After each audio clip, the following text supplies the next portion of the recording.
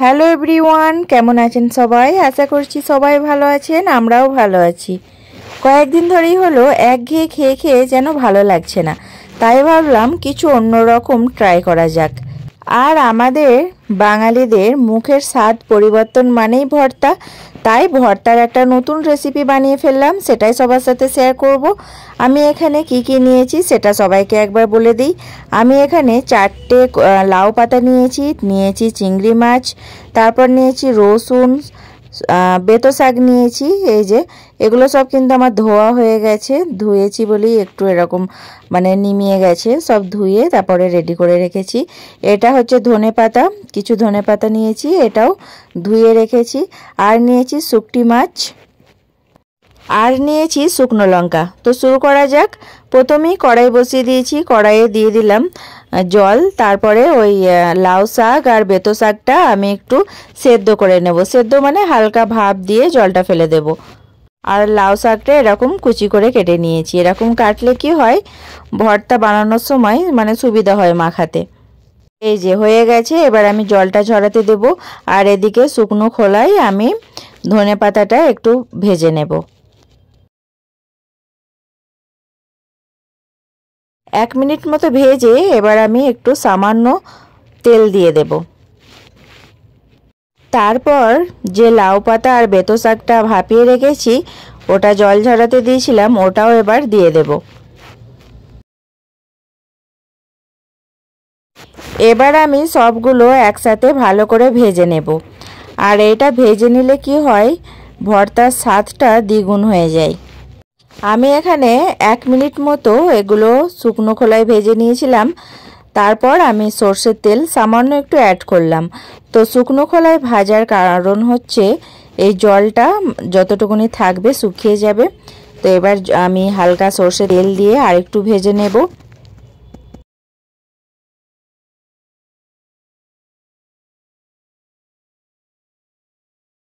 এবার ভালো করে ভাজা ভাজা হয়ে গেছে।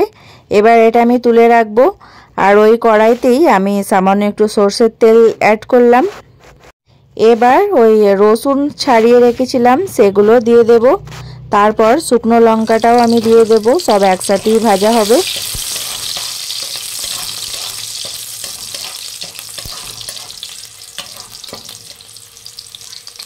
ভাজা হয়ে গেছে, এবার আমি তুলে নেব।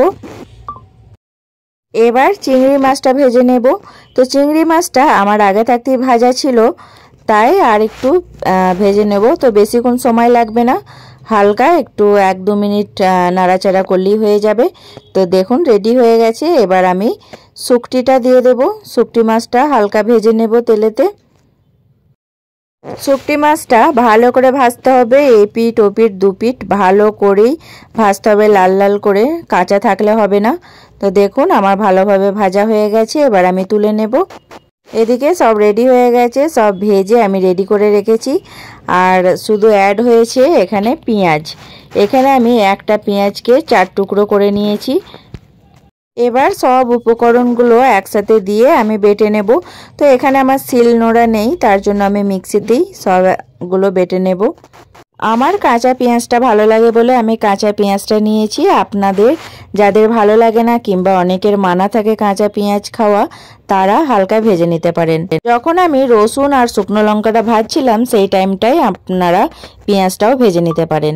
আর এই যে বাটা হয়ে গেছে, এবার আমি পরিমাণ মতো লবণ দিয়ে দিলাম। আমি কিন্তু শাকটা ভাজার সময় লবণ দিইনি, শাকটা ভাজার সময় লবণটা দিলে শাকের কালারটা একটু চেঞ্জ হয়ে যায়।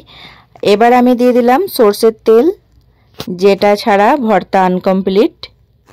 এরপর এটা ভালো করে মাখিয়ে নিতে হবে। আর এই যে মাখানো হয়ে গেছে, ভর্তাটা পুরোপুরি রেডি। গরম গরম ভাতের সাথে শুধু সার্ভ করা। আর এই রকম ভর্তা থাকলে 1 থালা ভাত শেষ, আর অন্য কিছুই লাগবে না। এই ভর্তাটা দিয়ে ভাত খাওয়া হয়ে যাবে। আর আমি যখন ভাতটা মাখাচ্ছিলাম একেবারে ভাতের কালারটা সবুজ হয়ে যাচ্ছিল, আর খেতে দুর্দান্ত হয়েছিল। তো কদিন ধরে আমি একঘেয়ে খেয়ে খেয়ে যেন ভালো লাগছিল না, তাই এটা কারোর দেখা রেসিপি নয়, আমি নিজেই এটা ভেবে বানিয়েছি একেবারে নতুন ভর্তার রেসিপিটা। এইভাবে বানালে মুখের স্বাদ পরিবর্তন হবেই হবে। আমি তো বানিয়ে খেয়েছি, ভাবলাম আমার ফ্রেন্ডদের সাথেও শেয়ার করি রেসিপিটা। আপনাদেরও যদি আমার মতন এমন হয় যে একঘেয়ে খেয়ে খেয়ে ভালো লাগছে না, নতুন কিছু ট্রাই করতে ইচ্ছা করছে, তাহলে এই রকম ভর্তা বানিয়ে ফেলুন। এই ভর্তার রেসিপিটা একেবারে নতুন। তো ভর্তার রেসিপিটা কেমন লেগেছে জানাবেন। সবাই ভালো থাকবেন, সুস্থ থাকবেন, আনন্দের সাথে থাকবেন। আবার দেখা হবে একটা নতুন ভিডিওর সাথে। ততক্ষণের জন্য সকলকে বাই বাই।